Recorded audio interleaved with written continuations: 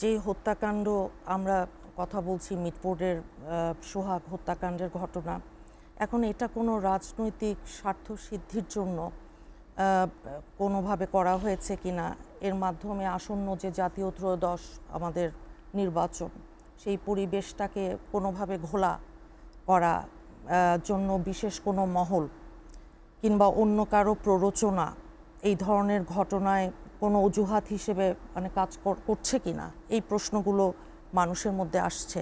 কুমিল্লার মুরাদনগরের সংঘটিত যে 3টা নৃশংস হত্যাকাণ্ড, খুলনায় যুবদল নেতা আমাদের মাহবুব মোল্লা, তাকে হত্যা করে এবং পরবর্তীতে রক কেটে তার মৃত্যু নিশ্চিত করেছে, এমন হত্যাকাণ্ডের ক্ষেত্রে সবগুলো যে যারা আছেন স্টেক হোল্ডার্স, তারা একই রকমভাবে প্রশ্ন তুলেছে কিনা, কথা বলেছে কিনা, পরিকল্পিতভাবে আমাদের এই দেশটাকে একটা অস্থিতিশীল যে পরিস্থিতি সেই দিকে নিয়ে যাওয়া, মিটফোর্ডের হত্যাকাণ্ড, এটাকে রাজনৈতিক দুরভিসন্ধি বাস্তবায়নে ব্যবহার করা হচ্ছে কিনা, এইসব চিন্তাও আমাদের মধ্যে সবার মধ্যে কাজ করছে।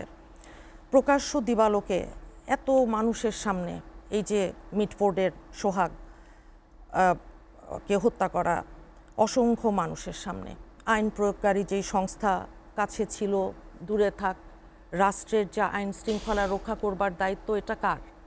আইন প্রয়োগকারী যারা আছেন সংস্থা। এরকম ঘটনায় কোনো প্রতিরোধ, কোনো কিছু না, পুরো ঘটনা সম্পর্কে জনমনে যেই প্রশ্নগুলো আসছে সেই কথাগুলোই আমাদের ভাবাচ্ছে। জনসম্মুখে এরকম একটা হত্যাকাণ্ডের প্রতিবাদ, প্রতিরোধ কিছুই না, বিনা বাধায় ভিডিও করে, সেই ভিডিও ধারণ করে আপনার করে যে বিভিন্ন সোশ্যাল মিডিয়ায় একেবারে সয়লাভ করে দেওয়া হয়েছে, সেটাও আমাদের মধ্যে বিভিন্ন রকম প্রশ্ন উঠছে। গুটি কয়েক সন্ত্রাসী প্রকাশ্যে এরকম একটা হত্যাকাণ্ড সংঘটিত হওয়ার মাত্র 1 বছর আগেই, যেই জুলাই গণ অভ্যুত্থানের আমাদের এত বড় একটা অর্জন, সেটাকেও কিন্তু এটা সম্পূর্ণ বিপরীত আমরা মনে করি। আইনের শাসন ধ্বংস, আইন শৃঙ্খলার মানে পরিস্থিতির যেই অবস্থা আমরা দেখছি, এটা এক ধরনের ষড়যন্ত্র বলে আমরা মনে করতেই পারি।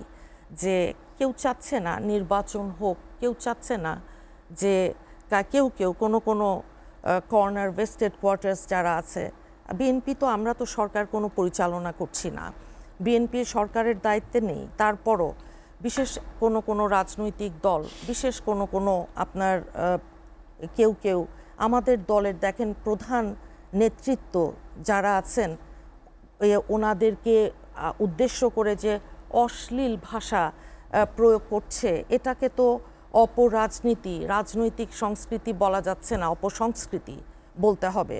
আর সেই পুরনো আওয়ামী লীগের ফ্যাসিবাদের যেই সুর, সেই সময় আমাদেরকে ফিরিয়ে নিতে চায় কি না কেউ, এটাও আমাদের মধ্যে এক ধরনের প্রশ্ন।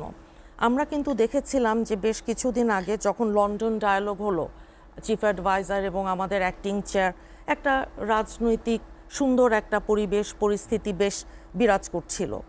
এটা মনে হচ্ছে কারো আপনার ভালো লাগেনি, পছন্দ হয়নি, যেই কারণেই বিভিন্ন অপরাজনীতি, তাদের রাজনৈতিক যে ইনসিকিউরিটি আছে, সামনে নির্বাচন, যত বদনাম করুক, যতভাবে বিএনপিকে মেলাইন করুক, কোনো লাভ তো হচ্ছে না।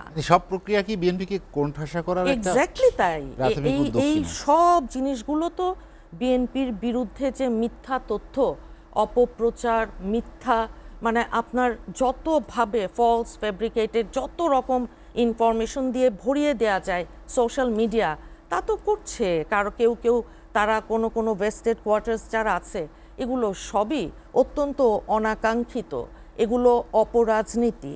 এটা আমরা মনে করছি কি, এবং আমার ধারণা আমাদের দেশের মানুষ সবাই আমরা জানি যে এই রকম ইনসিকিউর হলে আপনার কেউ যে খুব ভালো ষড়যন্ত্র করে নীল নকশা বাস্তবায়ন করে একটা সত্যিকার অর্থে কত পার্সেন্ট কে ভোট পেয়েছে, গত 12টা নির্বাচন, ডামি নির্বাচন, রাতের ভোটের নির্বাচন, সব কিছু বাদেও আমরা জানি সেটা। দেখেন 5 to 7% ভোট, হ্যাঁ, এখন সেখান থেকে একবার শুধু 91-এ বেশি ছিল না, জামাতের কথা বলছি।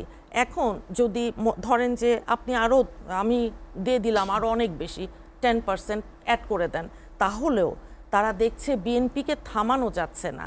বিএনপির এই যে জনপ্রিয়তা, যেটা আওয়ামী লীগ করতো, এক্স্যাক্টলি সেম জিনিস ফ্যাসিবাদের, স্বৈরাচারের, ওই একদলীয় কর্তৃত্ববাদের, খুব মানে দুঃখ লাগে বলতে যে এই জিনিসগুলো এখন আমরা দেখছি তাদের ওই প্রেতাত্মারা ভর করেছে। এই নতুন অদৃশ্য যেই শক্তি, অদৃশ্য যেই শত্রুর কথা আমাদের অ্যাক্টিং চেয়ারও বলে বিভিন্ন সময় বলেছেন, এখন সেটা দৃশ্যমান হচ্ছে কি? সেটাই বলছি যে দেখেন সবাই মিলে কি করছে, একটাই কাজ করছে, সেটা কি বিএনপির বদনাম করা। বিএনপির কেউ কোনো কিছু করলে বিরাট বড় করে, সেটা আপনার মিডিয়া ট্রায়াল বলুন, সেটা অন্য যেই ভাষাই আপনি বলুন, সোশ্যাল মিডিয়া মূল মিডিয়ার প্যারালাল দাঁড়িয়ে গেছে, আমরা তো জানি সেটা। এখন সোশ্যাল মিডিয়ায় কেউ যদি একেবারে ভীষণ অ্যাক্টিভ, আর আপনার রাজনীতির মাঠে ততটাই ইনঅ্যাক্টিভ। রাজনীতি আর সোশ্যাল মিডিয়া ভাই এক না।